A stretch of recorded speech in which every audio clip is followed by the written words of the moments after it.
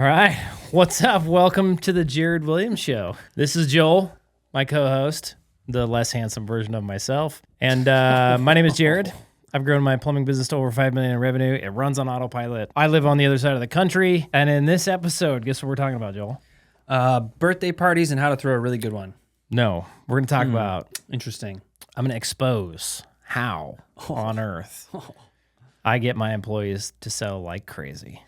That's a good thing to expose. And how you can do the same, step by step. Not you personally, but our... Maybe. Hey, you never know. Our awesome listeners and viewers. Hey, my backup plan is to just start a plumbing company. So You probably could at this point. I probably could. I just need an operator. And I just sit in the office and be stressed out. You just need an operator. What do you mean by that? I was just a plumber. There you go. Yeah. An operator is somebody who operates the business. Yeah, I guess that would be me. I'm the operator. Yeah. Dang it. Dang it, man. This is hard. Maybe This I couldn't do it, sucks. actually. Jeez. Work is I'm throwing hard. in the towel. Dude, what's up, man? How are you doing? I'm doing pretty good. I mean, our audience doesn't really know this, but we haven't done a podcast. We haven't shot a podcast in like a long time. We probably said this just like the last podcast they watched. I know. They're like, we do know this, guys. Come on now. Like, well, the way things work in the podcast were a little different than in real life. A little different. Yeah, I'm good, man. It's hot. Been running a lot. And yeah, having a good time. Cool. Yeah, man. What's new with you? Not much. Just Same old, right? I went to Alaska a little bit. I've spent more time in Alaska this year so far than I ever have, than I did like all last year. Yeah. I'm pretty sure. Yeah. Pretty sure I went to Alaska like twice last year Yeah. in 2023 for just a few days at a time. What's been sort of your biggest insight takeaways into your business since you've been up there? Because, I mean, you run it for remote most of the time. Yep. And so what are your biggest insights, takeaways when That's you're true. there on site? I have run it remote just as long as I've run it non-remote. Yeah. Isn't that weird? That is weird. Super Yeah. weird to think about. I never thought of that until just now. You're welcome. Thanks, That's what I'm man. here for. Dude, I got You're you, bro. You're Oh, awesome. Yes. It's actually part of what we're going to talk about in this episode because we've made some changes over the last 6 months. Mm-hmm. I've been too slow to make changes, number one. We could talk about that. We should talk about that. But number two, I made some changes the last 6 months that are crazy. They're Crazy in a good way or bad way? Crazy in a good way. Had some mindset shifts, made some changes in the business, and the effects of the changes we made are wild to me. It's like I feel like plumbing business was when I first started, it was like I have no idea what I'm doing. Obviously. And then when I learned how to price myself and how to sort of structure a service call and hire employees and get them out the door and they can make me money. I felt like I unlocked like something, like a secret. Like I uncovered something and it was like, holy crap. Yeah. And it was like, it's like the first time I hired your wife, first employee I ever hired. And all of a sudden a bunch of stuff that I used to do got done without me having to do it. Yeah. And it was like, holy crap. I discovered something crazy. Yeah. You discovered the power of trust and delegation. Yeah, it was awesome. And I've just gotten better and better and better at that as time goes on. And then when I started having other technicians make me money and I didn't have to be out in the field working, it was like another one of those, wait a second. Then Real quick, hold on, because I got a question about that. This is from my guy, Jeremy. I talked to him today. What's up, Jeremy? And hopefully he listens to this. Yeah. But his question to me on like our little short 15-minute call was like, dude, how do I begin trusting people? Because his perspective was like, I'm the best at answering the phone. I'm the best at like selling the jobs. Like, how do I like trust people to do a good job? And he's also afraid because he's got all 5-star reviews. He's afraid he's going to get a 1-star because of the CSR, all these types of things. So like, how did you navigate through that moment to where then you did hire people and they performed well and all is well? So first of all, get over yourself. You're not the best at everything. There's no way. You can find somebody better than you. Hands down. I bet you. I would agree. Like all my guys, I can sell better, but they're technically more skilled. Sure. Hands down. Second of all, like all of those things are going to happen. He's going to get a 1-star review Yeah. because of a technician Yeah. or a CSR. And when you hire employees, you have to train them, show them the way, let them make mistakes, and then help them fix their mistakes and move on. It's part of the deal. Do you think it's just something that you just have to do? You just have to like go, all right, I'll just do it and see what happens. Yeah, totally. Is there any like preparation that you can make to like make it like not super scary? So like when you're first hiring your first employees, just hire them and get it over with and then figure it out from there. Yeah, sure. I mean, probably you can give them an employee agreement, which we talk about in our playbook here. If you guys haven't downloaded our playbook, there's a full like how to write an employee agreement in here, which you would want to write before you hired somebody, just so that the like key takeaways of their job are on paper written down and you can communicate them clearly to that person. By the way, if you haven't downloaded this and you're watching on YouTube, I need to hold this up better. If you're watching on YouTube, you can grab this sucker. It's full of tons of info. Everything I did to scale my plumbing business. YouTube, it's in the description. Click the link. Give us your phone number. We'll text you the link to this thing. It's like instant. After that, you can book a call with us if you want. Talk to some of our team members. Get help if you need it. We got that for you too. For our listeners, which we get more listeners than watchers, which still blows my mind.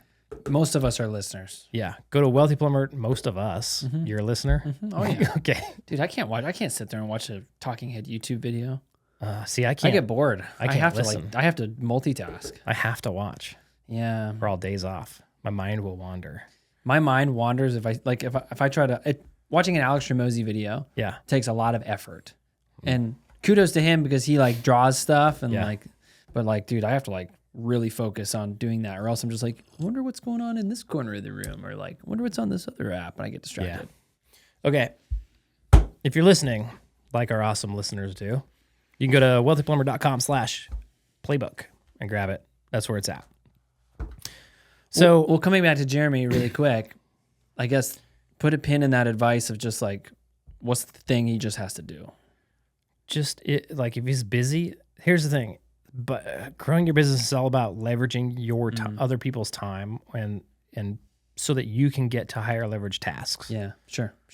So like if you're busy out in the field and you're still trying to answer the phone, one of the best things you can do is hire somebody to answer your phone and run your schedule because then you don't have to do that. And then you can be a good technician in the field. All of that other stuff, not only do you not have to do it, but you don't have to think about it now because it's just getting done. And that's what people fail to see. So are they going to do it as good as you? Maybe not. Are they going to do it better than you? Maybe. Sure, yeah. Are they going to cause 1-star reviews? Absolutely. It's going to happen. Does that mean you shouldn't do it? No. You have to do it to grow your business. Yeah. Like, what do you want more? Yeah. To grow your business or Yeah. not to get a 1-star review? Yeah. I'd rather grow my business. Yeah. Because on the other side of that is lots of money, lots of Mm-hmm. freedom. Yeah. There's freedom in making more money. I think it's funny when people say money doesn't solve all the, like, money isn't the only thing in life. Doesn't solve all my problems. But my favorite thing to say to that is money solves all your money problems, which makes all of your other problems, like, now you have time to solve them. Yeah. Now you have time to actually work on them. I think it's a funny one when people say that. Yeah, money definitely helps. Dude, hands down. When I was broke, all I could focus on Sure. was making more money. All of my attention and effort went into, I need to pay this bill. How am I going to pay this bill? Once there was a ton of money in the bank account, my attention stopped going from how am I going to pay this bill to how do I create more, or how do I become a better version of myself, or how do I make time for exercise, or how do I make time to make sure I'm eating healthy? How do I make sure I'm mentally healthy, spiritually healthy? Like, life just gets so much better just because you're not limited. Yeah. 100, well, and also because your attention is not divided to Your attention 'cause isn't limited. when your bank account is your biggest like limiting factor. Yeah. It takes a lot of your attention, Mhm. and not just the attention of like checking it, but like you're talking with your wife about the bank account. You're strategizing what we can buy when. You're doing all these Yeah. things so that you so can much live extra your work life. for nothing. Yeah. Meanwhile, all that brain space is now taken up with that activity. And Yeah. so like making more money then can solve that problem unless you don't break out of that habit of continually checking your bank account. Because I'm sure there's tons of rich people who they still talk to their spouse about, well, we should really conserve money or else the 800,000 in the bank account's going to go away in 6 years. Like there's probably still people who struggle with that. That's my parents. Yeah, exactly. Yeah. So like you still have to make a conscious choice to like, okay, well, this is all taken care of because I know how I spend my money and live my life. Now I can go focus on whatever else I need to focus on that's important. True. Very true. All right. Cool. Thanks for answering Jeremy's question. I think we'll appreciate that. Dude, anytime you have questions, I'm here for you. Dude, I know. You're welcome. I had a question yesterday because my water pressure is low. And I was going to be like, Jared, why is my water pressure low? Dude, what time of day was it? Well, it all happened when we came back from the beach and everybody needed to take baths and showers. And my water pressure went down and it just hasn't come back up Since? yeah. It's still like pretty Hot weak. and cold? Yeah. Well, yeah, I think so. I'd have to check on that. I'm not 100% sure. Definitely hot. But I don't know about Interesting. cold. Yeah, that'd be something to look at everywhere. Whole house. No, only my shower in my room. Oh yeah, you got something going on there. I know. Turn your water off, take your shower valve apart. I bet there's something in your cartridge. Yeah, and I also have one of them filters that from the under the sink company that you and I have. I put that up there too, so maybe something's up with that On too. your shower? Yeah, they have one like goes shower and then you put your shower nozzle. Oh yeah. Yep. Yeah, I got could be those. something in there too. Yep. Man, dude, I'm getting so many good answers today. Get that chlorine out of your water. Good. dude, right? Hey, dude, you want to know what if a plumber came to your house? Let me ask you this. This is a good thing because there's so much opportunity left on the table when plumbers are going to people's houses. Did you know that existed? That filter system? Yeah. No. 2 years ago? No, I didn't know it. Well, I didn't know it existed, and I also didn't know why I would want the thing. Okay. No clue. No clue. And so if some plumber would have come to your house and taught you about how dangerous chlorine is in your water, and that the number one way that you ingest chlorine into your body at extremely high levels is by breathing it in the shower, and we can put this $20 gadget on your shower head. I'll have it installed in 15 minutes. It's only going to cost you a couple $100. Would you have been like, oh, dang, yeah, we should put that in? Yeah, especially. And even if you didn't, you would have appreciated Oh, I would have known, and I the would fact that he took the time to explain what's in your water, how it's harming you, and what the solution is. I would have appreciated it. And again, like if I didn't buy it, I'd definitely be like, hey, talking to my wife, like, hey, Ayla, did you know all the stuff? And I'd be thinking about it. Yeah. And my association with that plumbing company would be very positive because this person just gave me a better perspective to live my life better. Correct. But here's what plumbers do. Plumbers don't care about chlorine in water because they think it's a bunch of hogwash. And so they assume that their customers don't care about chlorine in water. Sure. And so they never offer to do anything about the chlorine in their water. Ever. Yeah, I believe that. So I heard a story the other day about this guy who worked at a store that sells suits, whatever you call that, like a menswear, fancy menswear or something. And he was a salesman. And so it was his job to sell the customers new suits. And his boss was coming to the store that he was working at. He was like, man, I really want to impress my boss because I want to get a raise. Yeah. And so his boss is there at the store, and this guy walks in. And the salesman proceeds to sell him. And the guy was just buying whatever the salesman offered. Yeah. And he thought, man, this is great. Like, I'm going to get so much recognition for this. And he ends up selling the guy $1,100 worth of goods, like the whole 9 yards, the jacket, the pants, the shirt, the whatever, the ring cuffs. Yeah, the Is that what cufflinks. those called? Cufflinks. There you go. The tie or bow tie or whatever. And it's $1,100 worth of stuff. And the guy goes and checks out. And the salesman's super proud of himself. It's like one of the biggest sales he's ever made. just happened to make that sale when the boss is there. Right. And so he kind of like goes to the boss's vicinity so he can get some praise. Yeah, you know? yeah. And the boss says, "Hey, nice sale." And he's like, "Thanks, man. Like, yeah, I know. Yep. I'm awesome. I'm like the best sales guy, right? Really good." And his boss said, "Let me ask you something. What did he say no to?"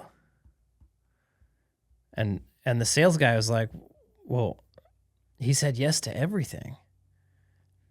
Obviously, like everything I pitched to him, he bought because I'm a good salesman, right?" And he goes, "Yeah, but let me ask you one question real quick. How did you know he was done?" And the sales guy starts thinking about how everything he offered the guy bought, but he never said no to anything. And why did he stop selling him stuff? And it was because he reached a threshold in his own mind Yeah, sure. where he thought that this is a ridiculous amount of money to spend on clothes. No one would ever spend this much on a suit. You know, why would I offer this guy another suit and another tie and another whatever else? Yeah. So I'm gonna stop at 1,100. Yeah, right? I know what this guy wants. He just wants one suit. Yeah, exactly. And so we do the same thing as plumbers. When we go into somebody's homes, we go in and we go, okay, they obviously don't care about what is in their water, so I'm not going to offer to give them water filtration. That would be criminal, right? But the reality is, like, just like the guy probably would have bought 2 or 3 more suits, and the guy maybe could have had a $5,000 sale. We go in and we do the same thing to our customers, or we should, right? It's a good story. I liked it. So then how do you know, like, as the technician, like, well, how do you even like begin that process to ask all the questions to figure out what this person really wants? Okay. So as a technician, and this is just goes right into what we need to talk about today. But on the technician level, it's your job to go in the home and be the professional. Sure. Okay. And not assume that you know what your client's budget is, what their plans are for the house, how much they like to take care of their stuff, what they want. You can go in and tell them what they absolutely need, but aside from that, you don't know. Yeah. And so you have to assume that you don't know that stuff, and you're going to go in and be the professional and really look at the plumbing system as a whole. Not just whatever problem brought you out there. Right. So for instance, water.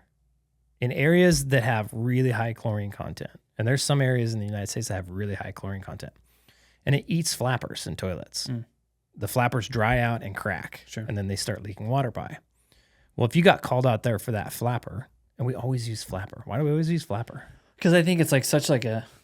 My guess is it's really easy to fix and it's super cheap. And then when you're like, you got to charge a bunch of money for this because that's actually what needs to happen, then people get all triggered and it's fun. Maybe. So you could go to that flapper job, right? And you could go in there and be like, "Oh, your flapper's bad. We need to replace your flapper." Sure. Okay. So you go in and pull the old flapper out, tell the homeowner, "Hey, should be like $400 to replace the flapper at least. If you're not charging that, you're losing your butt." Got to charge them enough to make a profit, even if it's just a flapper. Okay. Yeah. Don't run a business that has to quote unquote upsell to make money. Yeah. If you do that, then you will be the business that will upsell stupid stuff. Yeah. Because price everything to make money. Yeah. That's it. Yeah. You could do like maybe one loss leader, but I wouldn't do like everything as a loss leader because I'm scared to charge enough for it to actually make a profit. Yeah. Ironically, that's a bad idea. I think guys run their businesses where everything's a loss leader. And they don't even know but it leads to bigger stuff. Well, you did 300 toilet flappers last year and it didn't lead to jack all. Yeah. So how would you just charge enough to make money on a toilet flapper? Yep. Yeah. So they go in, tell the homeowner it's $400 to replace flapper. Number one, the homeowner feels like you got them over a barrel. You're there. It's the toilet flapper. They got to pay you the $400. That's their only choice to get the flapper fixed, to make their toilet run again, right? Or to stop running, to make it usable again. Sure. So they don't have a high water bill, okay? Now, you could have gone in there and you could have said, "Okay, here's the deal. your toilet flapper's bad. It's got a crack in it. So we can replace your toilet flapper. It's going to cost this much. Here's what it includes. Or I noticed the guts of your toilet are kind of old. So we do have another option to where we could rebuild all the guts of your toilet while we're here. Rather than having to call us back later to replace another part on your toilet, we can just get it all replaced while we're here. And it's cheaper if you pay us now to do that than later. We can do that for this much. Or if you'd like to just have a whole new toilet, we have 3 different new toilet options as well. Here's what they are. Also, here's a report of what's in the city water. You see the super high chlorine content? This is what ruins your flappers. So also, this is really bad for you in the shower.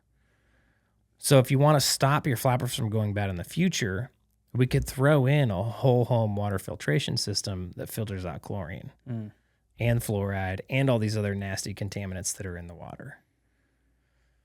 Here's how much that would cost. What would you like me to do? So now think about that from the homeowner's situation. The plumber comes in and he's there for one problem. And now this customer has the option to just Band-Aid repair the toilet, repair the toilet on the inside, which is going to save them money so they don't have to call a plumber back out again. It doesn't just save them money, it saves them time from having to call another plumber out or you back out to fix the same toilet again. Or they can get a whole new toilet. Maybe they wanted a new toilet. Well, here's the crazy part. So many people want new toilets, and because you don't offer them, you don't sell them. I mean, you got to think about it. Like from the homeowner's perspective, Jared, I'm gonna be honest with you right here. I have never shopped for a toilet in my entire life. No. I have never browsed the toilet aisle. I have never considered the various options and functions of toilets. Okay. I'm going to just let everybody in a little secret right now. Toto, in my opinion, makes the most comfortable toilet seat on the planet. It's just their standard Toto soft close toilet seat. Something about the way it concaves. You sit and it spreads your cheeks nicely. And it's comfortable. Efficient. Okay. You would be, and it flushes like a dream. You would be amazed at if you just told the customer what I just told everybody in this podcast, how many Toto toilets you would sell. Have you ever seen a Toto toilet? They'd be like, Toto, you mean like the Wizard of Oz? It's pretty wizardy toilet, but it's a toilet, not the Wizard of Oz. Let me tell you about the toilet seat. I've never sat on a more comfortable toilet seat, ma'am. This thing is like the most comfortable. It's like sitting on a nice chair. What? I mean, and like even in the like now day and age, like the average time the human spends on a toilet now has quadrupled because of cell phone use. Dude. So you might as well have like a comfortable experience while you're in there. Right now, what's going through your head is, can I get a Toto toilet in my house? See? Yeah. See. Okay. Now, but the point is like you as the plumber, you know these things exist because you've lived and breathed these ideas for a long time. But this homeowner, this honestly could be the first time they've ever called a plumber. They have no idea what kind of toilets are out there. And they don't know anything about their systems. They have no idea how comfortable the Toto toilet seat is. Let me give you another example. They have no clue about the chlorine in their water or that there's an option to take the chlorine out. Yeah, or listen, like, so let me give you another example that would happen if a plumber came into my house and had like full reign to like do a good job. Yeah. Is they would start asking me questions and be like, hey, let me ask you a question. Like, when you're taking a shower, is your shower head like, is it just kind of like go over the top of you like this? And like, how far back does it go? And I'd be like, oh, dude, it's like halfway. He's like, huh, interesting. Let me tell you about this product that we got. Like, I just put in one of these at this other house, super cool, but it's this different shower system. It can work in your shower very easily. And like, I don't know, man, if you haven't taken a shower in a nice shower before, it's a game changer. And like, there's just different things where I'd be like, oh, interesting. I didn't know that. I thought I just have this crappy thing for the rest of my life because I never thought about it. Yeah. Crazy part is you don't even have to be like that. Yeah. You know what I mean? Yeah. You could just be like, hey, we also have, I saw your shower heads are just regular old shower heads. We have some cool shower head options. You want to check them out? You want to check them out? And you'd be like, sure. Yeah. And you pull them up and you'd be like, so this one's cool because it does this. This one's cool because it does this. This one's cool because it does that. Any of these interest you? Cool. You want to buy any of them? Yeah, like I think like the key is really to like be the expert in the home, understanding that you know 1,000% more than that homeowner. Yeah. And like why not demonstrate that, and why not try to help them have a better experience in their home? And then just ask them what you want to do. Yeah. And then What do you go, wanna here it do? is. Here's the price. Do you want that? Give them multiple options with multiple price points and ask them what they want to do. And when they're like, ooh, I mean, I like that one, but that's too much money. How about we go with this one? Be like, so you like this one, it's too much money, and you want to go with this one? What do you like about this one? Just out of curiosity. Oh, well, maybe we can get kind of closer to what they like, but at a lesser price point, right? And work with them and just be the professional and have a conversation with them. It's not that difficult. But like, what if you do all this and then they don't want to do anything, and then now you just walked away with like a call out charge, and That's you spent fine. like 2 hours there? Then you call them back up. So like most people are not going and doing their own. They're not going and rehashing all their leads. Sure.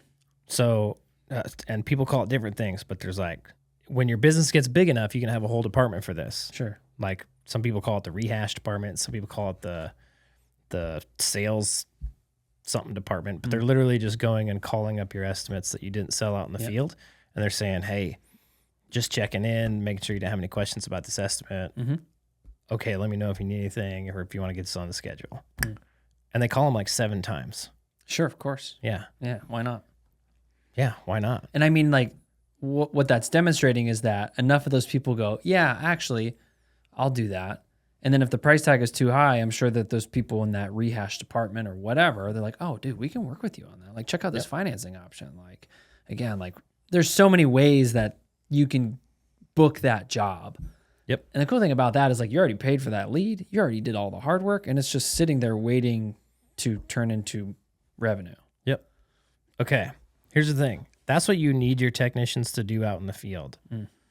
How do you get them to do that? Probably like lots of threats. I just start with threats. You can yell at them. Yeah. I do that. You can punch them in the face. I would probably do that too. You can threaten to push them over a cliff. I don't have any cliffs, but I'd roll them down a big hill. But the best Wouldn't be fun. The best way to get them to do that is to incentivize them to do that. So the biggest lesson I've learned this year is that you can push and you can prod and you can ask and you can beg and you can do all of these things to try to get employees to do what you want. And the best way to get them to do what you want is to change the system that they work in so that when they do what you want, they make more money. And I've known this for so long, and I've waited so long to change the way that I'm doing things because I've been scared. So there's, in the plumbing, I mean, in plumbing, HVAC, electrical, any home service business, right? There's very few employees. Sure. It can be difficult to get employees, right? And so we run our businesses in this mode of fear, and it's really just a fear of people leaving. And it's a terrible way to run a business because, believe it or not, people are replaceable. And to run your business in fear and not change stuff because you're worried about people leaving is going to have the opposite effect of what you want on your business.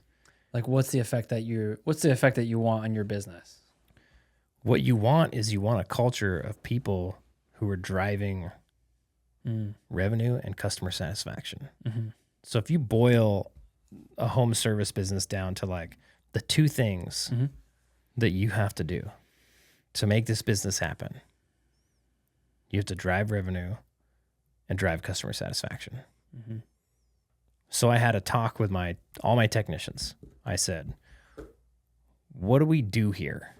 What does this company do? Like, what are our main 2 goals? And everybody said, we got to make happy customers. Cool. What else do we got to do for this thing to work? Make money. I'm like, right. Those are the 2 things. our business has to make money, has to drive revenue, and we have to make happy customers.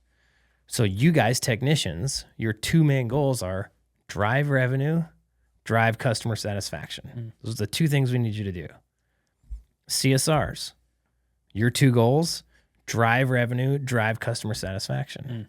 General manager, two goals, drive revenue, drive customer satisfaction. Everybody's goal is the same. It's just how they go about that goal is different. Sure. So the technicians drive revenue by being a professional, following process, giving multiple options, following a sales process, right? CSRs do it by answering the phone call, booking jobs, triaging calls, dispatching the proper tech to the proper job, following up on estimates, all that good stuff. So how we go about it differs from position to position, but everybody's working towards one common goal, driving revenue and driving customer satisfaction. So what we need to do is we need to put a business system in place Sure. that does what? That rewards those two things. Yes, that drives revenue, drives customer satisfaction, and rewards those two. Right? The funny part about customer satisfaction is customers want you to answer your phone. They want you to be on time for your appointment. They want you to come to your house and offer multiple options. And then whatever they pick, they want you to do it just like you told them you were going to do it. Right.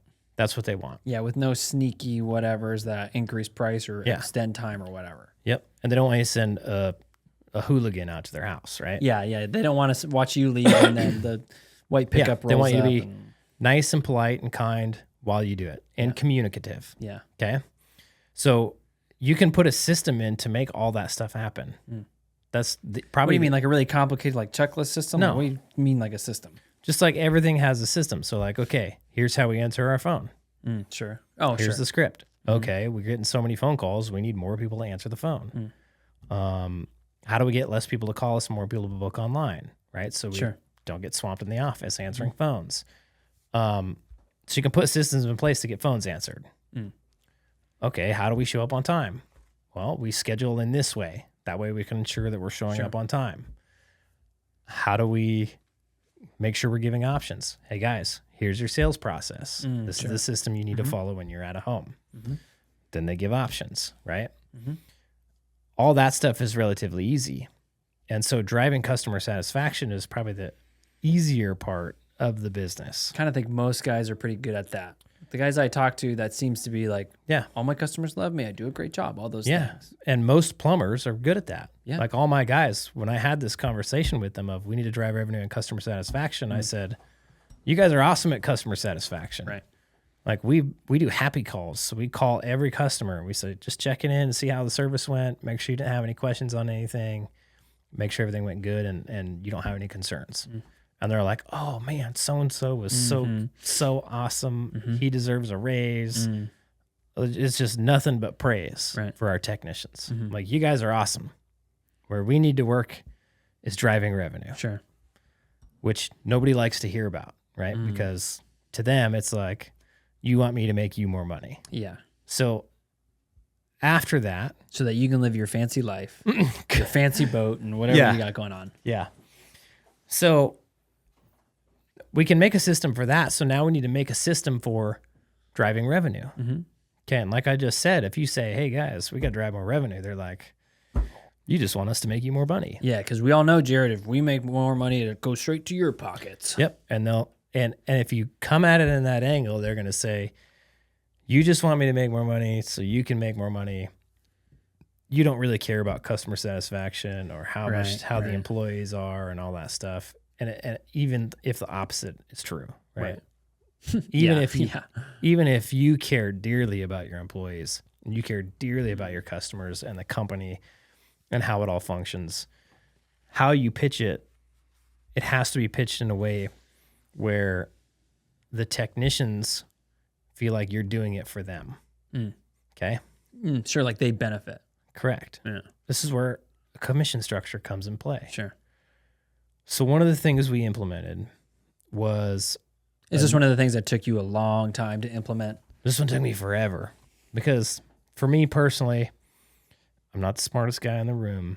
I know I am. I'm That's why whenever you say that, I'm always the other one in the room. Thanks, man. Yeah, you're welcome. No, You're thank just you. Yeah, really here to back me up. yeah, whatever. Yeah. That's why I hired you. Yeah, sure. Sometimes there's got to be a smartest guy in the room. I'll take it. You know, it's okay. Take one for the team. That's fine. You can take it. I'll let you have it. Dude, thank you. Just don't let it go to your head. I'll try my best. Okay. So it takes me forever, dude, to implement stuff. Mainly because I've been scared of change. That's been the big reason. Like, because the thing is working and you're afraid if you like make this change, it's just all just going to like go away. Yep. Yeah. And so the way to overcome that, the way for me to overcome that is to really dig in and get a deeper understanding of my business, which is what I have spent the last year doing, is just digging in and get a deeper understanding of business, plumbing business, understanding culture and commissions and P&Ls and how everything ties together. So it's like I had a piece over here and a piece over here. It's like a puzzle, right? I would get one piece at a time and it would make sense and I would hold on to that piece. And I would get another piece. How did you like get the other piece? Like when you dig in, because like You when just think and go learn. Like watch this podcast. We drop nuggets all the time without even noticing, without even thinking about it, right? We don't even know. yeah, we're Go pretty watch- cool nugget droppers. Go watch all the podcasts. Sure, yeah. Like, go watch podcasts of people who are just a little bit further ahead than you. That's why I think our podcast is so valuable to so many people, because there's podcasts out there. Like I can go watch Tommy Mello's podcast, right? And he has a $200 million company or whatever. And this crap he says is not very valuable to me because I'm nowhere near 200 million. Yeah. And so he's talking about hiring a CFO and all this stuff or a marginal fractional officer. And I'm like, I'm nowhere near that. I don't even need to think about that yet. Yeah. I'm still trying to get the basics down. I'm still right? trying to get my The phone to ring. The fundamentals. Yeah. So for people who are just starting out or at 1 million or 2 million to come listen to us, I think we can offer them a lot of value. Yeah. And I mean, So I try to find guys that are at 10, 15, 20 million, and I go listen to what they're doing because that's where I need to be going. yeah, sure. Because you've Right? got the 0 to 5, like pretty good. It's cool. Like the business So, runs well. here's the does thing. the thing. I think I have my business is in a very small market. And so it really pissed me off at first because it's like, crap, I'm limited by my market. Yeah. And that's lame. And I could expand in other areas, but I haven't for good reason. So being limited by my market pissed me off, but it's also been one of the best things for me Sure. because it forced me at 5 million to just learn how to get really freaking good at it. Yeah. And so we've just been getting better. We've been at 5 million for 2 years now. Same revenue, but our profits have more than doubled. Wow. Just from last year, we're up 2x profits from where we were last year. That's a lot This of same profit. time. That's a lot of profit. It's a lot. yeah. Just because we keep getting incrementally better day by day. Yeah. And it's those puzzle pieces. It's learning this puzzle piece, then this puzzle piece, then this puzzle piece. And then all of a sudden you have two pieces that link together and you're like, it's like bing, light bulb. Yeah, but the power is that you understood how to link those pieces together. Correct. It's like, and then since you understood that very well, then you're like, oh, okay, I really know these two pieces really well. But here's the problem. I would say that's not true. Right. Because you link them together and you have this light bulb moment, but you still don't know what's going to happen when you implement those puzzle pieces. Yeah, so you have it like a commission structure. You have it in your hand. You're like, okay, I have this. I understand this. Yep. And this is what people do is they hold on to it and they're scared to implement it because they're scared to make changes because they're scared they're going to make their employees mad or whatnot. Or even this just comes back to like what we were talking about to our buddy Jeremy, where it's like he knows he needs to get a CSR and like give people trust. He knows. Yeah. And he's got the puzzle pieces, but he's just like, I'm just going to put this on the nightstand. Yeah. And I'm going to think go about work it on something tomorrow. a little less scary. Yeah. Or actually literally what happens is, well, I'm just going to go out and do some work because that's what I need to be going out and doing work.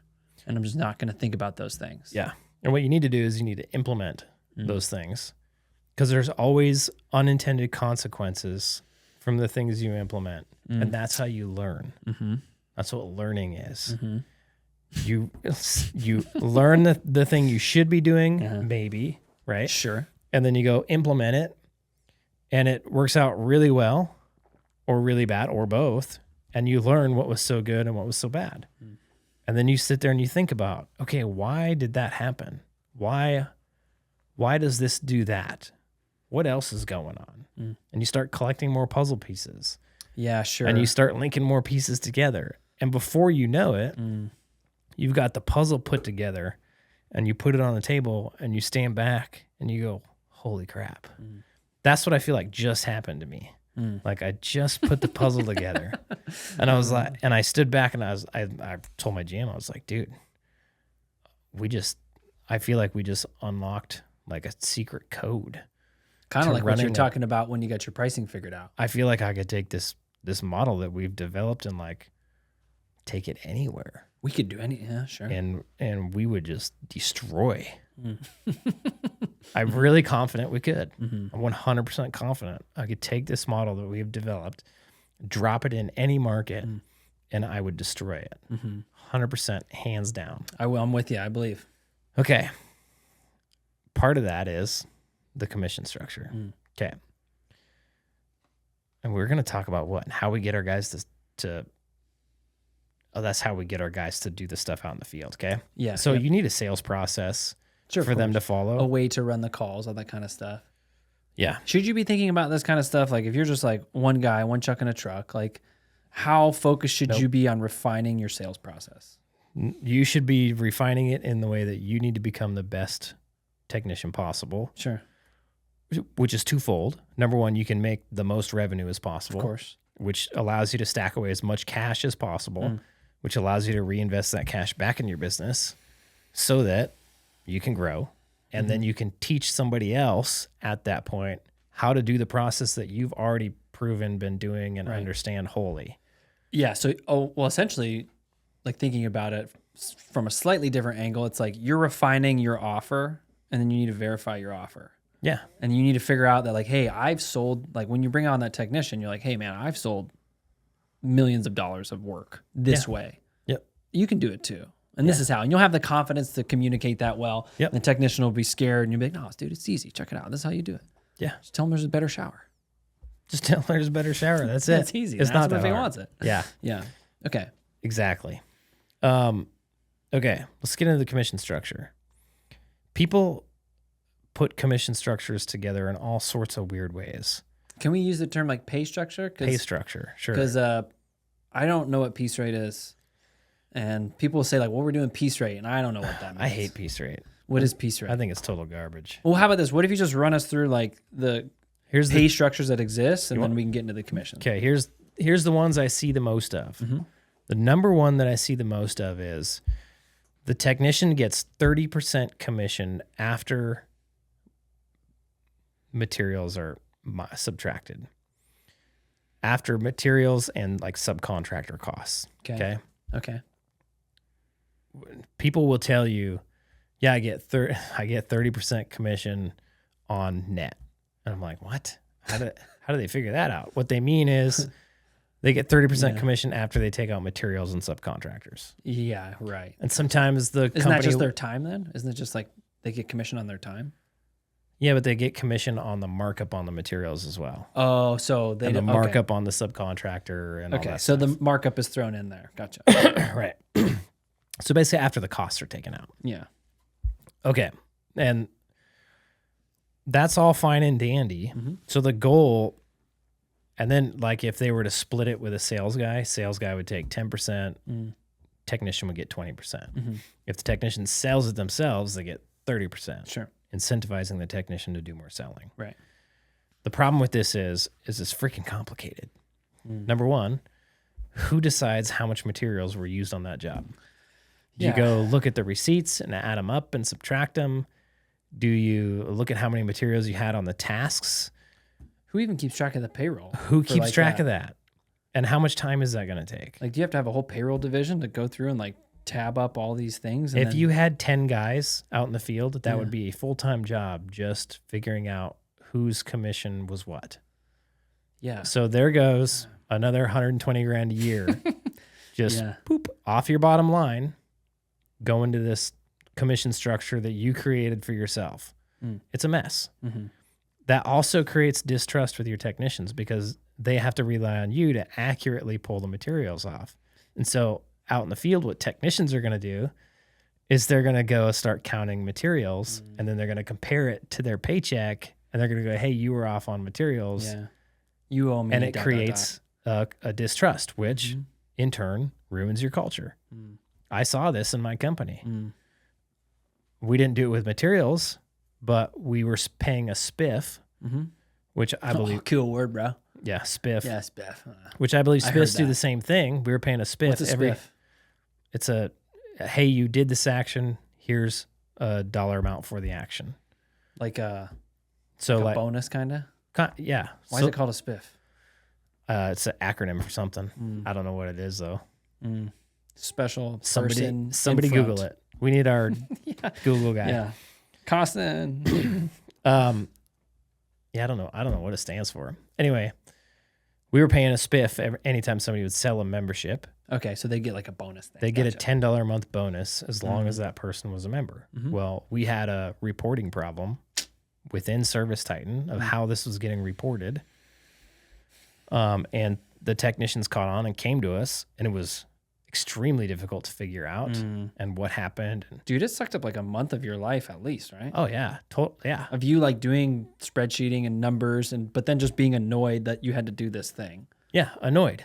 So it's not that I wanted to short my guys any money at all. I had no intention of doing that. No. But three of my guys got shorted some money. We made it up to them. We paid them the money. We went back and counted. I had to manually count every single membership that we ever sold in the history of the company and see how much they got paid versus how much they should have got paid, blah, blah, blah, blah, blah, blah. Created a lot of distrust. The culture of our company, it drove it down. Yeah. Hardcore. Yeah. Because they already think, I just want them to make me more money. Yep. And then now I'm not giving them their fair share. So now it just reinforces that presupposition they already have. Yeah. And the reality couldn't be further from the truth. Yeah.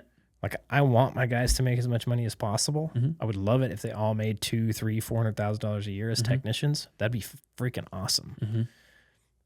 But they weren't. And then I shorted them on their commission or their spiff, and they weren't happy about it.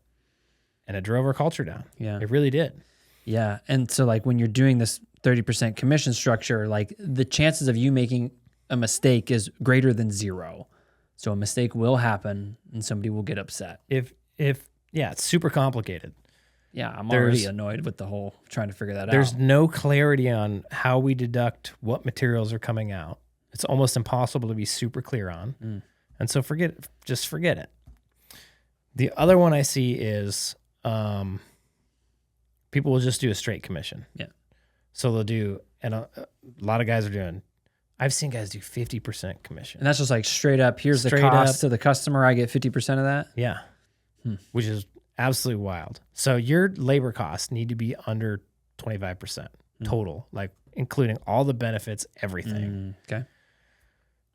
If you give a 50% commission, you're at 50% labor costs, sure. right? Yeah, sure. It's not going to work. Yeah.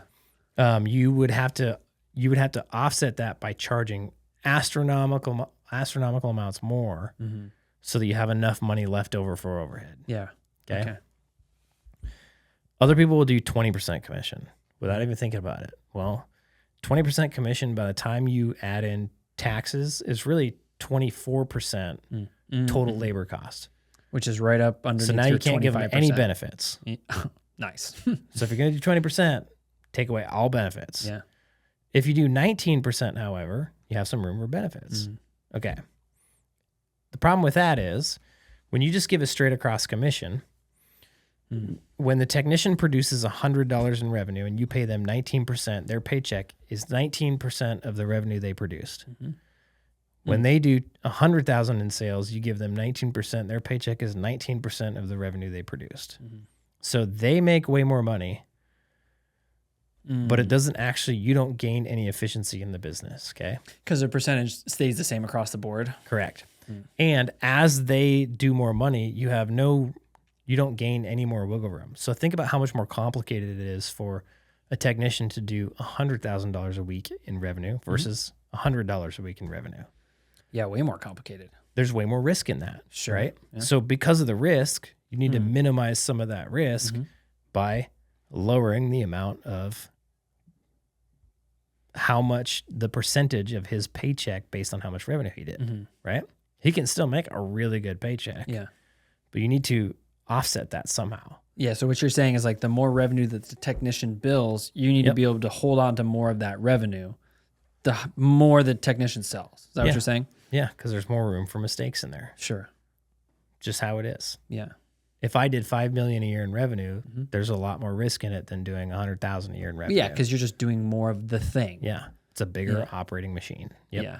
So my favorite one is, and the one that we just implemented. Before we get into the cool one, talk to me about piece rate. What's piece rate? Oh, piece rate it's basically a spiff system.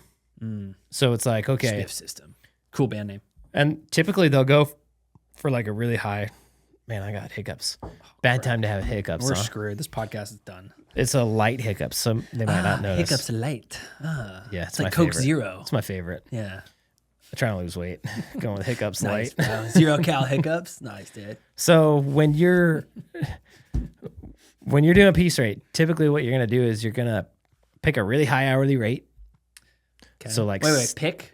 Yeah, you're gonna offer a really high hourly rate. So to your technicians. Okay, I understand. So let's say plumbers make $50 an hour in your area. You might go to $70 an hour piece rate. Wow. Okay. And you would say, okay, I have X amount of hours assigned to this task. Let's say it's a toilet replacement. You got 2 hours on that task. You say, if you sell a toilet replacement, I'll give you 2 hours. At $70 an hour. At $70 an hour. Okay. And so the thought is that it incentivizes the technicians to sell more hours so that they can get paid more. Yeah, so I want to go to a house and I want to try to sell all my hours for that day if possible, because then I'd get a full day's pay. Yep. Okay. And it kind of works and kind of does that. What I don't like about piece rate is it's based on time, not revenue. Okay. Right? Yeah, sure. Because what if I sell a low revenue task for all day? Is that possible? What if Does you it work sell a that way? bunch of time, but you don't make any money on it? Give me an example. What if your material costs are off? What if, like, there's just all sorts of stuff that can happen. And it's based off time. So me personally, one of the changes that we made over the last few months is we switched to margin pricing. And there's a whole podcast episode on it. And one of the benefits of it is that you can run your business off of revenue numbers instead of having to track time. Yeah. Okay. So piece rate, it's all time based. And so what if he goes like, think about this. Right now, the way my business is priced, it doesn't matter what I sell, hours, like time or materials. I make my margin on both. Okay. So if I paid a guy piece rate, what is he incentivized to do? He's incentivized to sell as much time as possible. Time. Why wouldn't I want to incentivize him to sell materials? I make really good money on materials Because the markup on the material. because of the markup on the materials. Okay. Right? So I want him to do both. Not Sell just worry time about time and materials. I want him to sell time and materials. Yeah. I don't want him to try to sell more time and negate selling materials because he wants time. Yeah. Okay? It kind of goes against what I want to happen.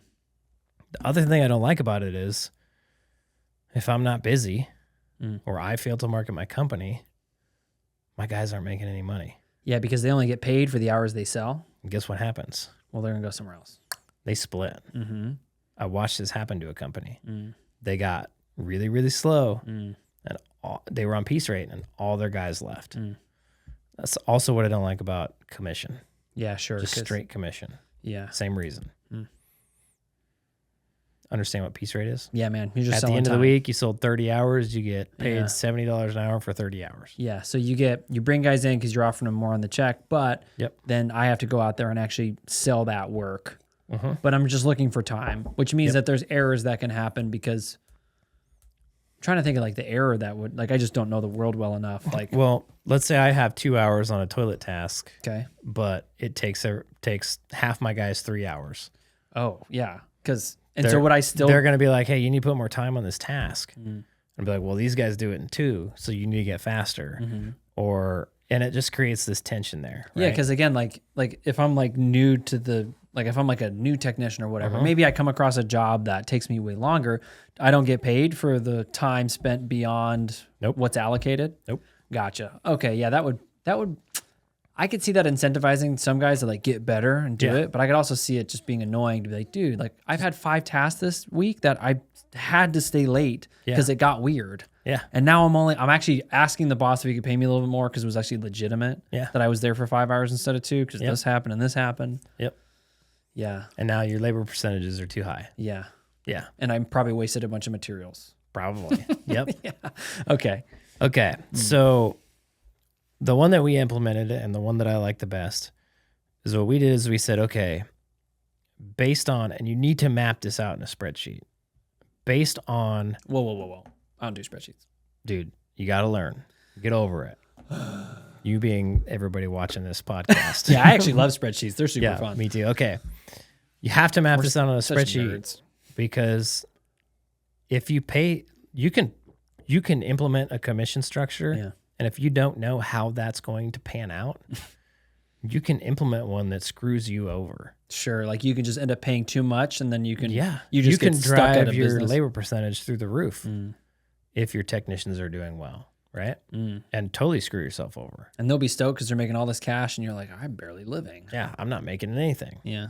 So what if you map it on a spreadsheet, what we did is we said, okay, we have a weekly revenue minimum. Mm. After that minimum, you start earning 10% commission on anything you earn over that minimum. Okay. Okay. And it's all driven by revenue. Yep. Okay. And this needs to be based off of how much you're paying them hourly. So you need to figure out how much I pay them hourly. Mhm. So what is their normal paycheck going to be? Mm-hmm. And then at what point, so what is their normal paycheck going to be? And at 1,000, 2,000, 3,000, 4,000, 5,000, 6,000, 7,000, what is their percentage of their paycheck of the revenue they produced? So if they bring in $1,000, Gotcha. Right. I would probably start at like, well, you can map this on a spreadsheet so you can do it Mm-hmm. all the way. But Mhm. at $1,000, their minimum weekly pay at their hourly rate is this. Yeah. Plus employer taxes equals a total of this. That is this percentage of the revenue they brought in. Because what you're looking for is it not to go over 25%? 20%. Right. 'Cause 20%. you want to leave Right. 5% for benefits. Yeah, for benefits. Okay. Yes. And that's really what you're looking for. Correct. Got it. So you need to map it out because, so like us, we're close to $55 an hour for our guys. And anything over 12,000, basically, we can pay them 10% commission. On the whole thing? Or just on what's over? What's over 12,000? Okay. Anything over that, they get 10% commission on. Okay. And it keeps our revenue numbers 20% and lower And that's per week? per week. And that's is that because you're on a weekly pay? Weekly payroll. Yep. Okay, got it. And so what happens when you map this out, you'll see as the technician produces more revenue, the percent of their paycheck of the revenue starts to go down as they produce more, right? So increased paycheck for the technician, Sure. lowered risk for the business, and increased net profit for the business. How does that? I don't understand how that works. I don't understand how the technician gets more money and yet all the other things happen like you described.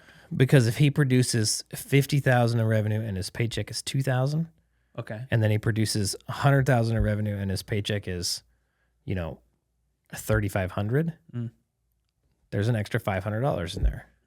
That's why. Because his base pay stays constant. Oh, okay. So it's a base pay. You have a base pay in there. Yep. How's the base pay factored? It's an hourly. Okay, Hourly base pay. and that's like whether they sell work or not. Correct. So they show up and you're like, hey, I don't have any work for you the whole week, but I'm gonna have you like sweep the shop and do whatever. Yep. Pay you for 40. Yep. Okay, then they get that paycheck. So they're not leaving when it's slow or whatever. Yep. And when you map this out in a spreadsheet and you dial it in, Gotcha. you can see exactly when you can start paying them 10% commission. And you also know at that point. Oh, sure. At what revenue numbers? Okay, gotcha. You also know at that point, I need them to produce at least this much revenue per week. Yeah, sure. So you can give them a cool KPI to go for. And now you can go say, hey guys, here's the deal. You make $55 an hour. You get 10% commission on anything over this revenue. If you don't hit this our minimum revenue requirement, Sure. then you can't work here. Yeah. It's just part of the deal. Yeah, you have a very good, like, this is your job description based on a revenue tangible thing. Correct. So here's what's going to happen. If you don't hit this revenue, if you can't hit this revenue for X amount of time in a row, we're going to pull you aside. We're going to help you get your revenue numbers up so that you can start producing more and have a bigger paycheck. But if you can't get your revenue numbers up, then we have to let you go. So now everybody's clear. Here's exactly what I need to do. Here's exactly what my commission structure is going to be. It's super easy to calculate. We always know we're going to be under 20% gross. The more our technicians produce, the more efficient the business gets. It's a win across the board. You literally can't lose with it. So how long did you hold these two puzzle pieces of this commission system in your hand before you actually did something? Forever. What was your, like, other than the general fear of the thing just not working, or maybe we could go into that. Like, what did you think was going to happen if you pitched this to the guys that made you not just do it? So so I've been sitting on this commission structure forever. I've had it mapped out forever, and I wanted my guys to earn more money. And part of the reason I didn't is I have the membership spiff, right? And so I have some people in my company that are getting a spiff for memberships sold, right? And that's a cumulative spiff, right? So if I sell 100 memberships, I'm getting $1,000 extra per month. Yep. So I have some guys getting $2,800 a month. Gotcha. That they don't have to work for. Yeah. Which I'm happy to give it to them. Yeah. The problem with that is that imagine you're an employee and you start making $2,800 a month without having to do anything. I'm just chilling. Right? And now I'm telling you, hey, I need you to sell more work. I need you to sell more work. Where's your incentive to sell more work? Yeah, because if I just hit the bare minimum, I know my livelihood will still be the same. Yeah. And it's harder to sell more work, you know? Yeah, it's hard, man. Yeah. And like your base wage stays the same regardless. Yeah. So I just got to work my 40 and I get my bonus. And we're chilling. Yeah. Chilling like a villain. But what does that do for the company? Nothing. No, it does the opposite of nothing. It hurts the company. It hurts the company. Because then you're not. It's driving labor rates through the roof. Oh, because that $2,800 is going to go to your labor chunk. Yep. Our percent of gross revenue, the percent that we pay to labor for gross revenue starts to climb. The more memberships they sell. Oh my gosh. The bigger their bonus. The less productive they are, the higher our percentage goes up. Yeah, I didn't think about it that over time, if you mapped that structure out and then you assigned like Homeboy sells X amount of memberships per month, you would eventually see like, oh my gosh, we're into like 30% revenue categories now. Yep. And you want them to sell memberships, but you don't want them to sell too many. So it puts you in this weird position. Right. Exactly. So, dude, tricky. There was that conundrum, right? And then I didn't fully understand margin pricing. Okay. Yeah, until I mapped it out on a spreadsheet. Once I mapped out margin pricing, I implemented margin pricing. Then I had the commission. I'm like, cool, we can actually drive our company off revenue numbers now. Like we can steer it based on revenue numbers. And that's mainly because of the margin pricing. Pricing. Yep. Now I can implement a commission structure because we're not counting hours, we're counting revenue numbers now. Right. Pricing is off of revenue. Commission can now be off of revenue. Again, go watch the podcast on margin pricing. It's like pricing like this is killing your business. It's like an episode or two before this one, if you don't know what that is. So now we can implement this commission structure. The third thing we did is we implemented a new membership plan. And then there's a fourth thing we did that I'll tell you about after that. Yeah, cool. And it's these four things that we implemented that I feel like were just like the last four puzzle pieces that just open the floodgates to absolute madness. Okay, but let's go back for a second because you were holding on to these puzzle pieces and you were scared that, okay, how did we get this thing? This is going to disrupt your business because of the membership. Yep. So I knew that all of these pieces need to be put in play together. Okay. I didn't know how to get them in play together.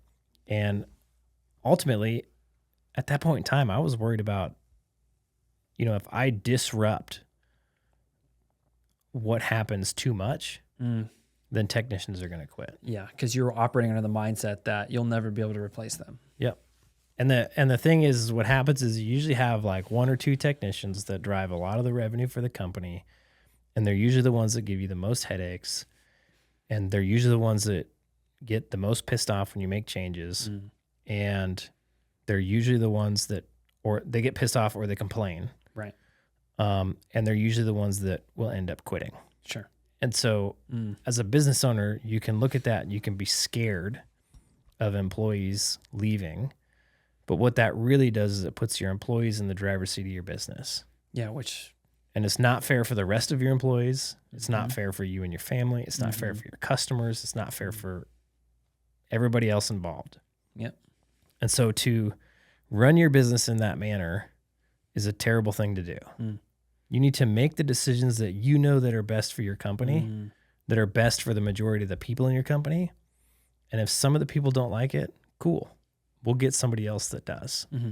That's the attitude you need to have. And then have the mindset that you will find somebody else. You will. Yep. If you're worried about losing your people, then you need to do a better job at recruiting and hiring.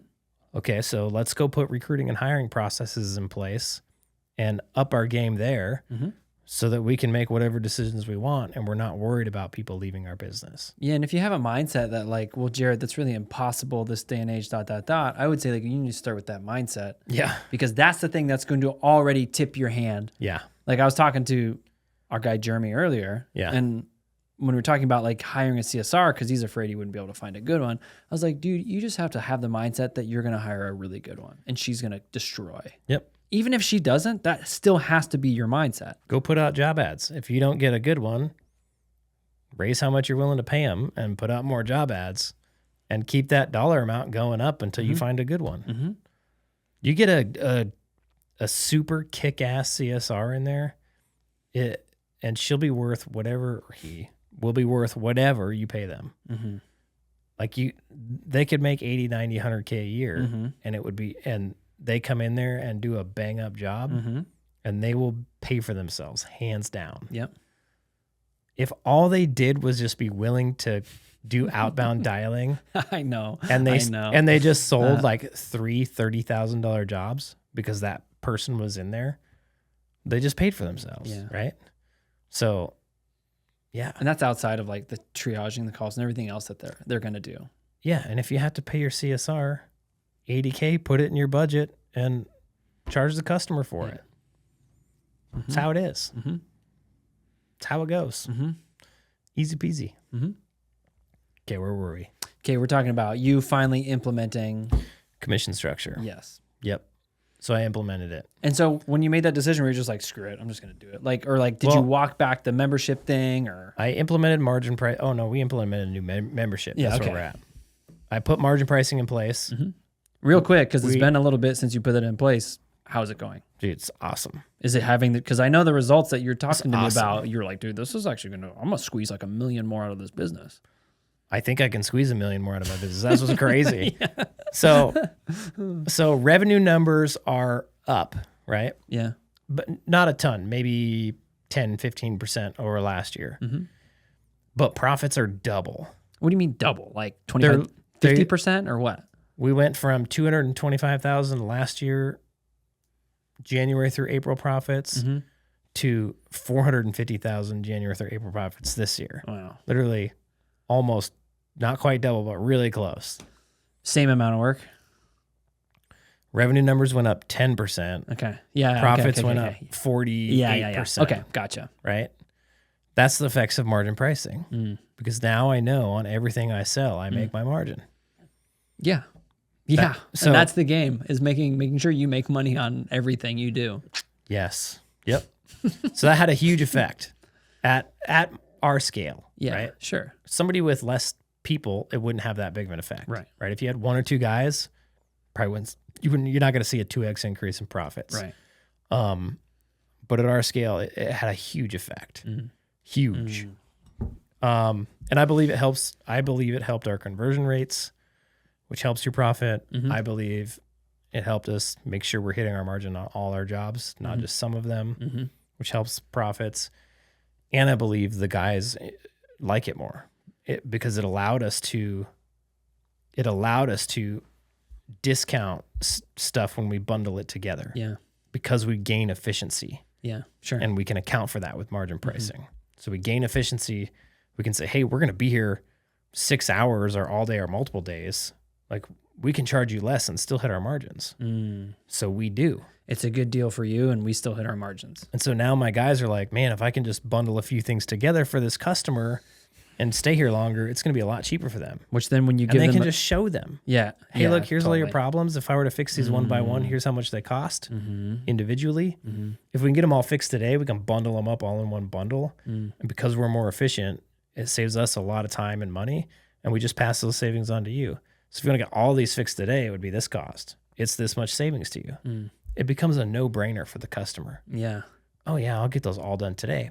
And then my guy sells a bunch of work, all at high margins, gets the customer a cheaper price, which they love to do, right? Yeah, because that's what they really love doing. And I still make a ton of money. And we're making more use of the marketing calls that we're getting. Sure, yeah. So we've ran the same number of calls, close to the same number of calls, but I need more guys. Typically, January, February, March, April, we have a slow time. And so I'm pulling guys in, and we're working on vans, and we're getting new vans ready and whatever, or paying them to sweep the shop. This year, I had 2 empty vans sitting there that need outfitted, and I couldn't get a single person in there to get them outfitted. Yeah, get them like built out with their Because they shelves were and all everything. busy as all get out Yeah. on the same amount of calls. That's the effects margin pricing had. Yeah, because so then they're taking more time on those calls More because time they're on every looking call. at more things because their commission structure is incentivizing them to do it, but they also have this ability because of the margin pricing and bundling to offer a better deal to the customers. Like coming back to the early example, like when your plumber comes into my house and he's like, hey man, I know I'm just here for a P-trap, but let me tell you about chlorine. Yeah. We can bundle a whole house filtration system and all these things, and it's going to be super rad. And guess what? If we do it, you're going to save like $2,000 or whatever. Even this, I know I'm only here for 1 toilet, but if I sell you 3 toilets or 4 toilets, I can reduce the cost a lot. Yeah. So instead of paying me this much just for 1, you could essentially pay me this much for each toilet if we do all 4. Yeah. It's like buy 2, get 1 free, Yeah. basically. Yeah. And then where previous, the technician he would sell that job. He would sell 1 toilet because that's what he would do. And then he wouldn't make as much commission because he wouldn't sell as much revenue. Well, this is even before we put commission in place. I know. I'm just jumping ahead to the commission. And Like, profit numbers are up. Yeah. Like, wildly up. Yeah. All because of that one change. Okay. Then we put in a commission structure. Actually, yeah, we did. We did the commission and the membership change at the exact same time. So we put in a commission structure, and on the same meeting, we changed our membership over. Our current membership plan, or our old membership plan, was $49 a month or $5.99 a year. Equals close to the same. I think it's $4.90. I think it's $5.99 and 88 cents if you pay us monthly. Yeah. Which is funny because when I implemented that membership, it was supposed to only be $49 a month, so that it was cheaper than the yearly because I wanted people to pay me monthly. Yeah. And whoever built the membership in Service Titan made it $49.99 instead of $49. I hate 99-cent things. I think it's dumb. And I don't remember who did that. And I just noticed it today. You just noticed the I 99? had no idea Oh, man. for 3 years. I had no idea it was $49.99. Kind of funny. Anyway, so it actually didn't do what I wanted it to do. It wasn't cheaper. It was 88 cents more to pay monthly. Oh, that's funny. And the CSRs are probably like, yeah, it's cheaper if you go monthly.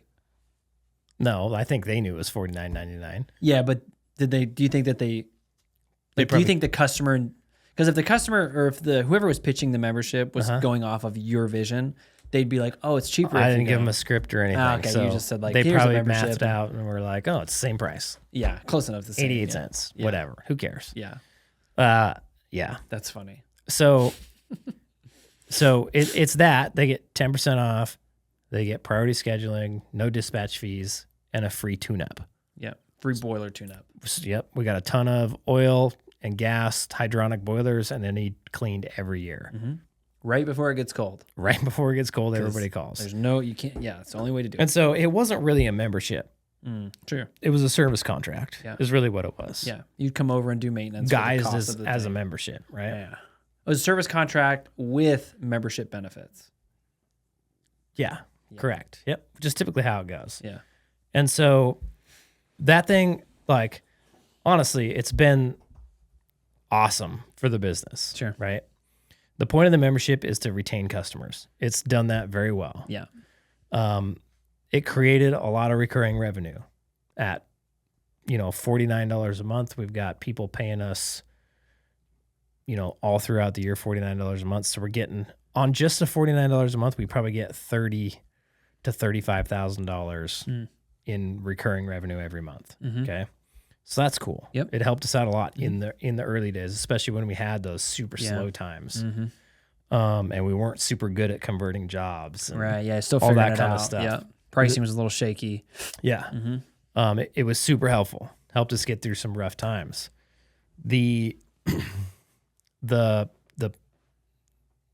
$5.99 a year, I mean, that probably brought in another, $15K a month. Yeah. Just those $5.99 charges. Yeah. Yeah. The year would go by. We would do their tune and clean. We'd charge them $5.99. Super cool. It's awesome, but it wasn't without its own headaches. Right. So number one, we have to fulfill on all those tune and cleans. And so we're getting paid throughout the year for those, but we're doing them all, we're doing the tune and clean in one go. Right. And so you do the tune and clean when you sell the membership, and then you get paid throughout the next 12 months. Right. You're basically pushing your revenue out over a 12-month. Yeah, for that one action. Yeah. So it's like deferred revenue for 12 months. Sure. Which is kind of cool for some cash flow reasons, but we don't really need the cash flow anymore. Yeah. And we're much better at converting jobs, selling jobs, raising our average ticket. We don't really need the recurring revenue. The other hard part about those is if you're getting paid through the next 12 months, yes, it brings you revenue in on your slow months, but during your busy months, when everybody's calling for their free tune and clean, because it has to happen right before winter, it can actually drive revenue down if you're not careful on how you schedule those, which is what happened to us last year. And I always knew this was going to be a problem. I just didn't anticipate it to happen so fast. Yeah. And so last year it was a little bit of a problem. It drove revenue numbers down for a couple months. And that's just because you had a bunch of already paid for cleanings, tune and cleans on the guys' schedule so that they couldn't go take care of water heaters or whatever else you got going on. Yep, exactly. Yeah. So they're outperforming free tune and cleans instead of replacing water heaters. Yeah. Or, doing revenue generating work. Yeah. Is the upsell potential, does it drop off with tune and cleans? There's a huge upsell potential, but you need to incentivize your guys to upsell. Yeah, sure. Which we didn't have in place at the time. And probably think a little bit more critically than just around your boiler system. Oh, I'm here for a tune and clean. Let me do your tune and clean. See you later. Yeah. Okay. Well, boiler looks really good. I can't upsell anything on the boiler, and I don't, for some reason, right now, forgot everything about plumbing. Yeah. So see ya. Or everything else on your boiler. Yeah. Yeah. Totally.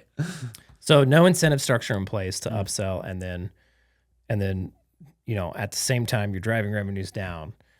And it's like it works. Like there's huge companies that do this. Yeah, sure. Huge, massive. And it's kind of the more old school way of doing it. Yeah. But there's a much better way of doing it. So we basically took our membership and we just restructured it into a real membership. So it's $99 a year to sign up. You get 10% off. You get priority scheduling and no dispatch fees. And you get a discounted boiler tune. Oh. Guess how much the boiler tune is? $4.99. $4.99. Oh, yeah. So the membership is the same price. Yeah. So effectively, we can switch all our existing customers over to the new membership plan. We get $99 a month of recurring revenue.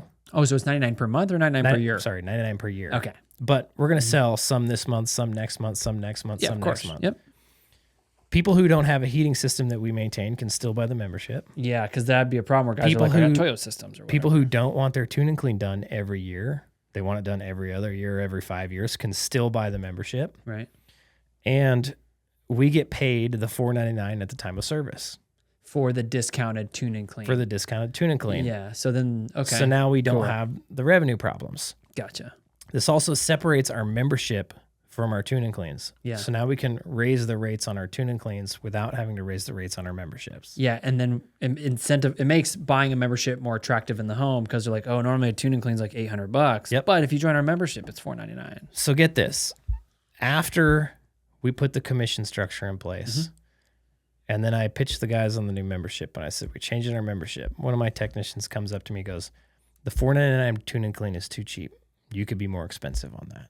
Really? Which would have never happened before. Really? But you know what was going through his head? I'm going to go do a $4.99 tune and clean. This needs to be more expensive so I can hit my revenue goals and get my commission. Immediate. So he was Immediate just being change, selfish. I get it. which is fine. I want you to be selfish. I want you to come into my business and game my system. Yeah, of course. But I want to put together a system that if you game, we both win. That should be the goal. Rather than pushing you and yelling at you and getting mad at you and trying to persuade you, I just need to give you a system to work within where we both win. That's it. It's magical. Okay. So with the old membership, we have the problem of we're driving labor rates through the roof. Right. Yeah, because you're paying no longer- spiffs on the membership sales and everything. We no longer have that problem. As the old memberships turn into new How'd you memberships. pitch that, though, to the guys to say, hey, now you're going to lose like $3K on your check? The old memberships are still there. Okay. They're still members. Okay, gotcha. You're still going to get it, but they're going to slowly disappear. Because those members will eventually churn. Yep. Yeah, okay. Which is a reasonable explanation. And a lot of them are going to churn into the new membership. Yeah. Yeah. To your benefit. You as the business it's owner. really to everybody's benefit. Sure. The thing is, and I went back and I mapped this out for last year. Had my guys made 10% commission on anything over 10K, they would have made more money than they did with their hourly rate and their membership spiffs. Oh, cool. So you were able to show that to them? Because walk us through sort of like what was your pitch to your guys? Because I assume you had to pitch this to the guys to get their buy-in. I did. And so my first pitch was, I need these guys to come to the conclusion for themselves and to admit to me and to themselves that more money on their paycheck would be nice. What, they didn't naturally like jump to that conclusion? No, because if you ask people, if you start to go down the route of, how much money do you want to make, and let them know that any amount of money is possible, it's based on their effort. They're like, yeah, but effort is hard. And so their natural inclination is to talk themselves and then try to talk you into the fact that money isn't everything in life and that I make enough money. So that they could avoid the effort, the potential effort. The discomfort, right? So my new technique of getting people to think the way that I want them to think is I ask them questions. Sounds very And so persuasive. rather than bringing them to the water and saying, here, drink the water, I try to ask them questions so that they get to the water on their own. And when they're presented with the water, they're like, oh, this solves all my problems. I'm going to drink this water, right? You're like, wow, how'd that water get there? I don't know. Yeah. Who put that there? So through a series of questions, right,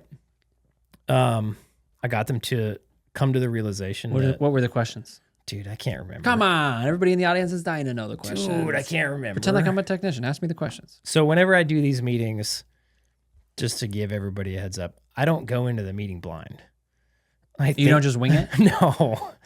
I think about these very hard, and I Holding the puzzle pieces. And I write notes on a Google Doc of how I would talk, like line by line. So it's like a line, a space, and then a line, and then a space, and then a line, and then a space. And if there's an action that I need to take, I'll write that action on there. Raise hands and hit table. Yeah, I know I will. I literally will. If like I want to do that, I'll write that in there, all caps.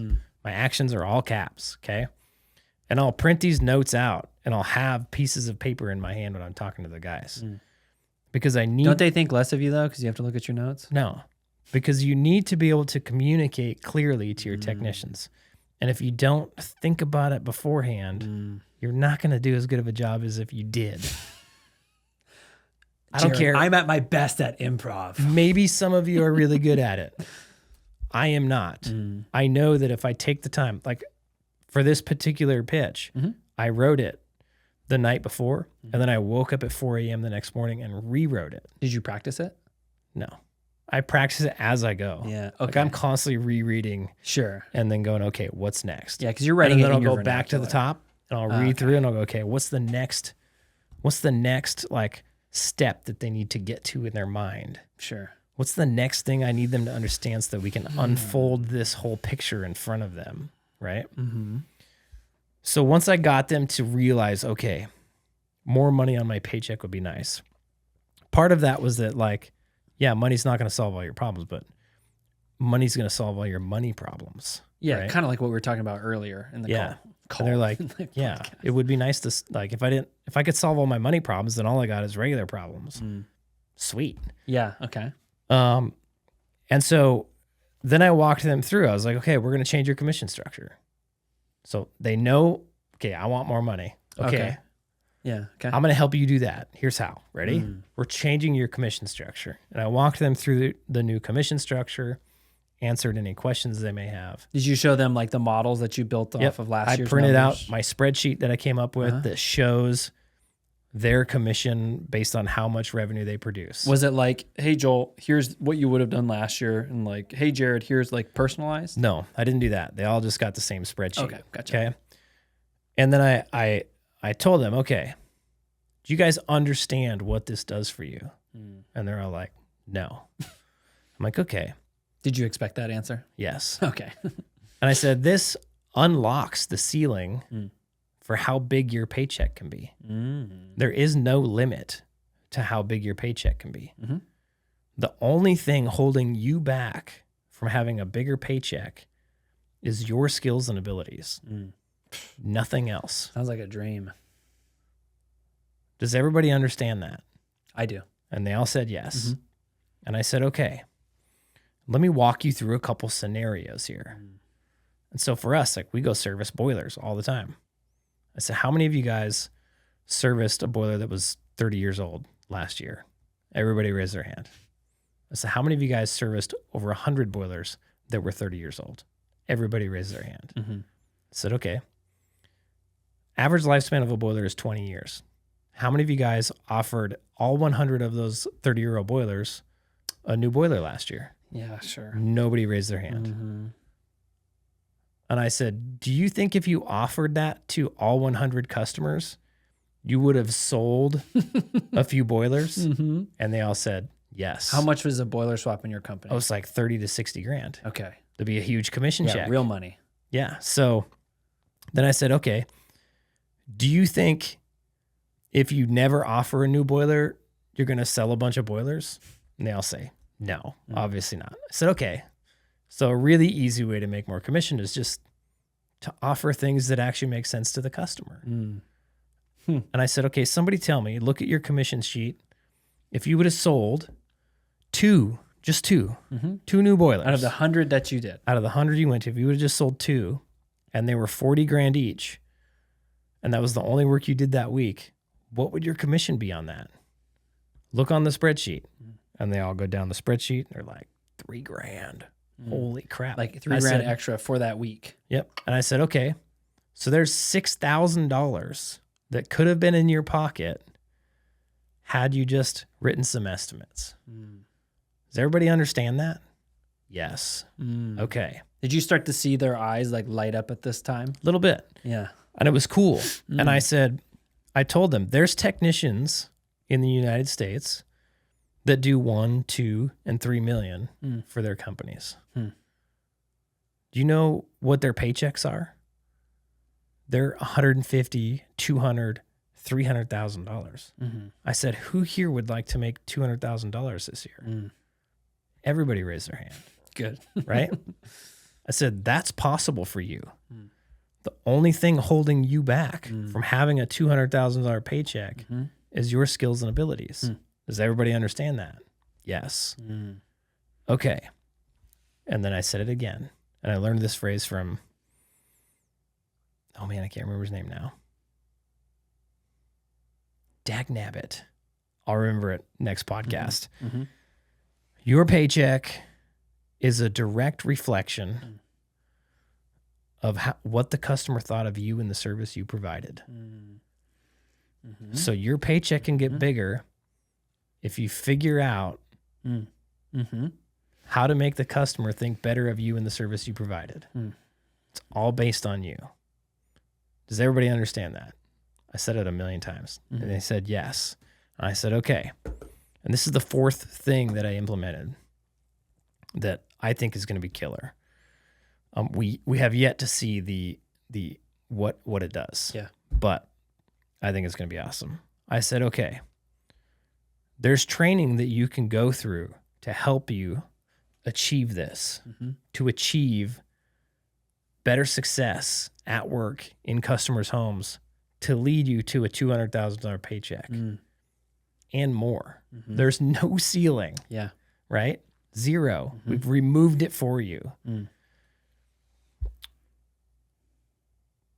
Part of the training, I said, the best investment that you can make at this point in time is an investment in yourself. Every investment that I have made in myself has paid off a lot. And I said, there's 3 parts to this. There's a financial investment, there's a time investment, and there's a work investment. I'll make the financial investment for you as long as you guys are willing to put in the time to go through the training and put in the work to implement the training. I'll make the financial investment so that you guys can have a bigger paycheck. If you guys want that training, go talk to my GM or go talk to Eddie. He'll get you hooked up with it. Immediately, one of my favorite guys turned around, looked at Eddie and said, I want that training. And I was like, wow. Turns out we've got 8 guys in there right now. 6 out of 8 asked to get signed up for the training, which is awesome. Yeah.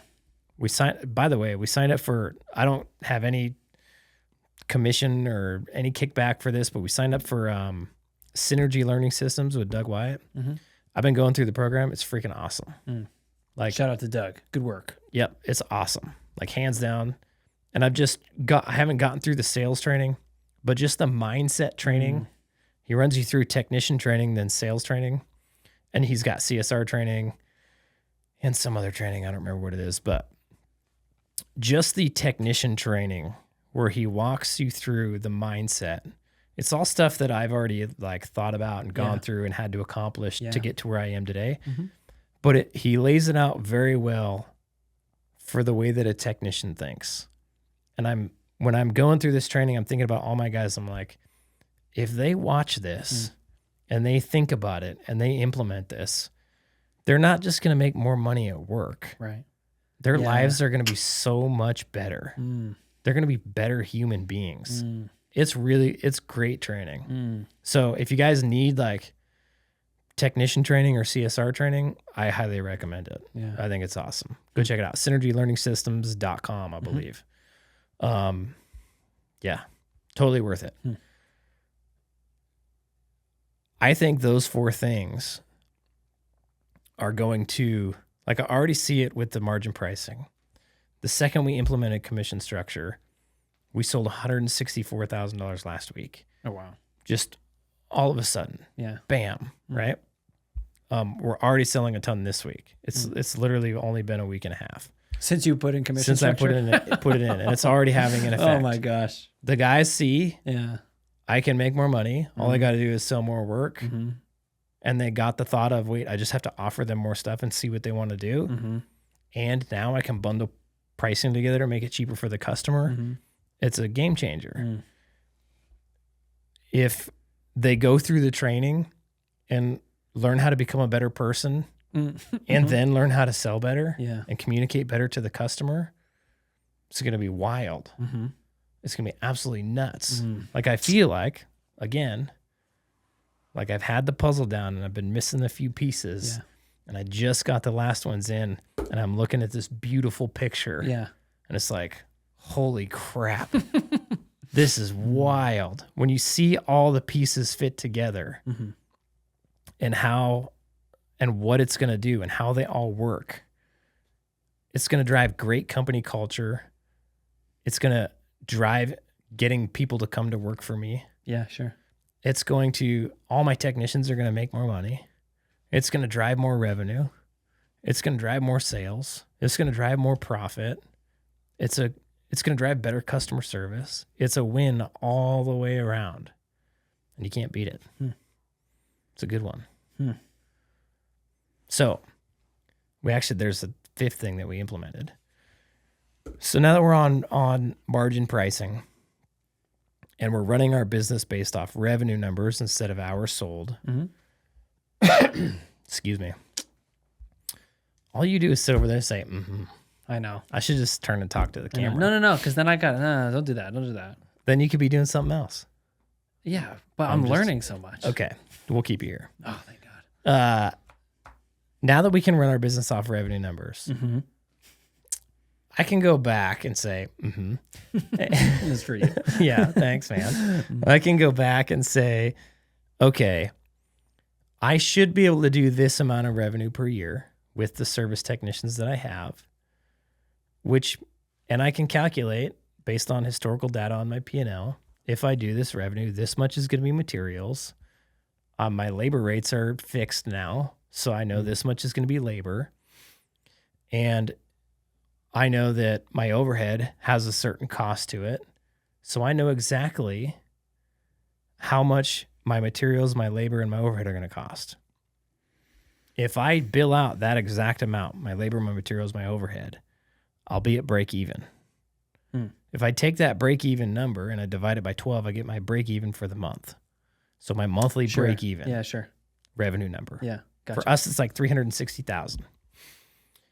Once I hit $360,000, all of my expenses are paid for the month. The materials, the labor, most of the materials, the labor, all my overhead, everything.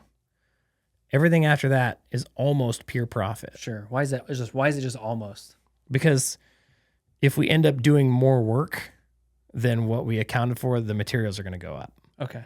Yeah. Makes sense? Okay, I understand. Yeah. Okay.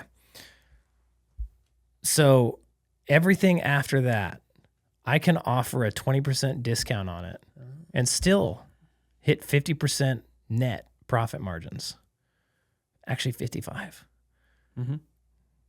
That's wild. So you would look at the month and you'd be like, okay, in your head, you're thinking internally, we hit that number. Let's just, now we can offer these discounts to what? Increase call volume or like drive interest or? No. So now once we hit that number, my CSRs get 5% commission on anything they go back and sell. Gotcha. So they start rehashing all of our unsold estimates for the month.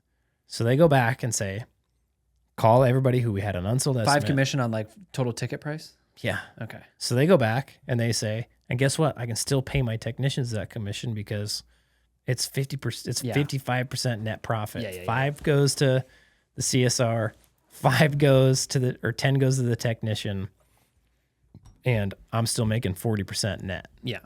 Crazy. Yeah. Absolutely crazy. So we did this last month. They start calling through, dude, booking jobs like mad. 20% off. Yeah. Oh, yeah, sure. And they book it and we get it done. So the customer gets 20% off. So they're like, I'll book. And then the CSR is like, heck yeah, you will. They're incentivized to call because they see one, it's really easy to book the jobs because it's relatively cheap. Mm-hmm. And then they get paid for those. Yeah. And so I told my technicians, I said, we discontinued all discounts in the field.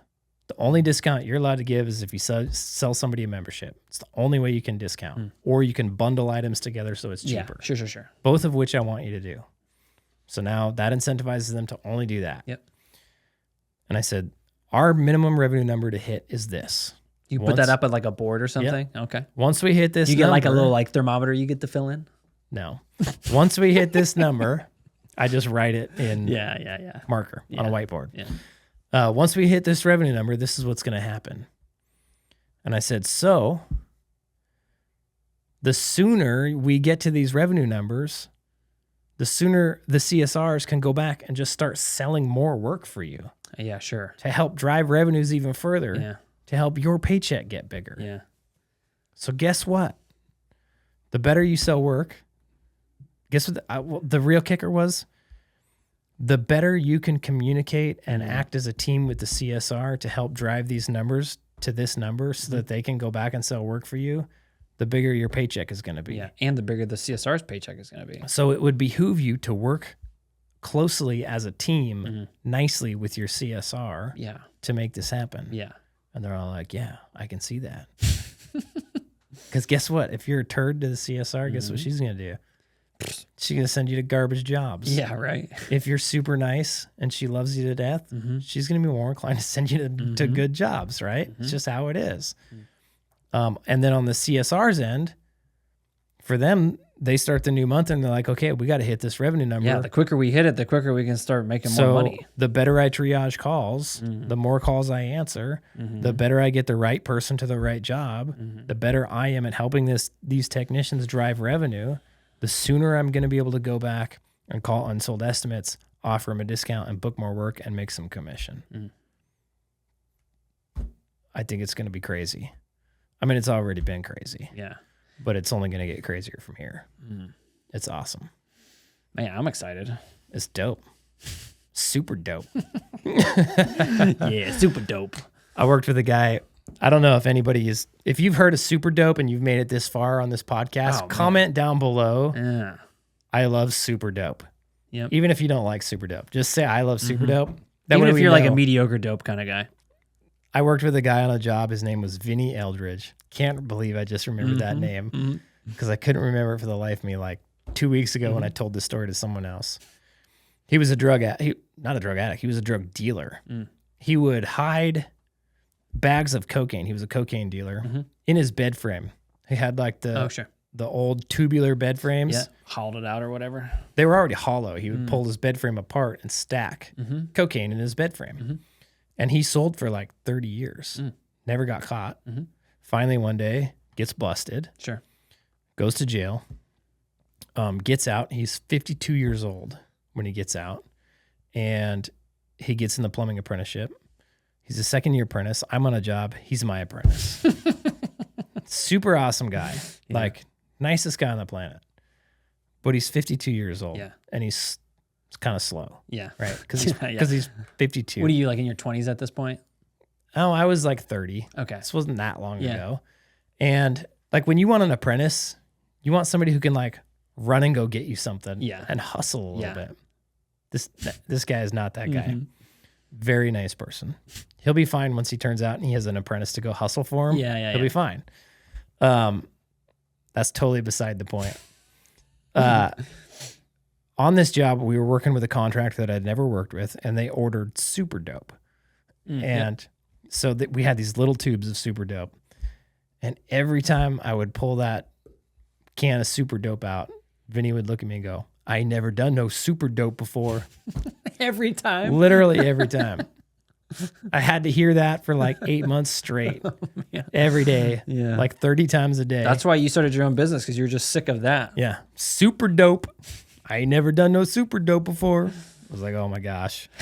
I'm going to murder you in a few days. He's still alive. I didn't murder him. But that's good. Yeah.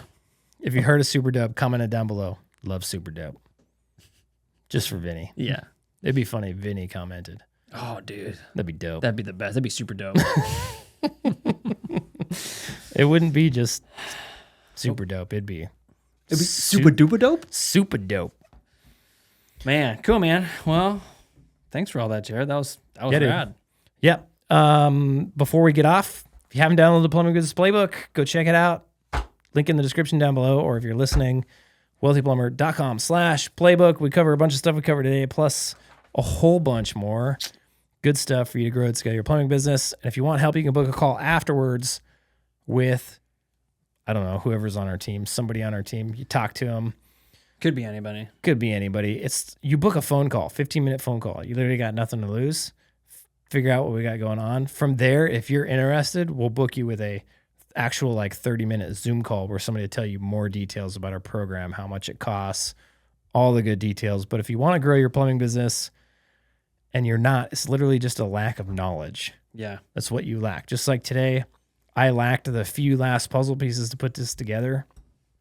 You just lack a few puzzle pieces. And we've got those puzzle pieces for you. You can go learn them in a nice step-by-step video platform with a bunch of other people trying to do the same thing you're doing. It's pretty cool. Go check it out. Thanks, Jared.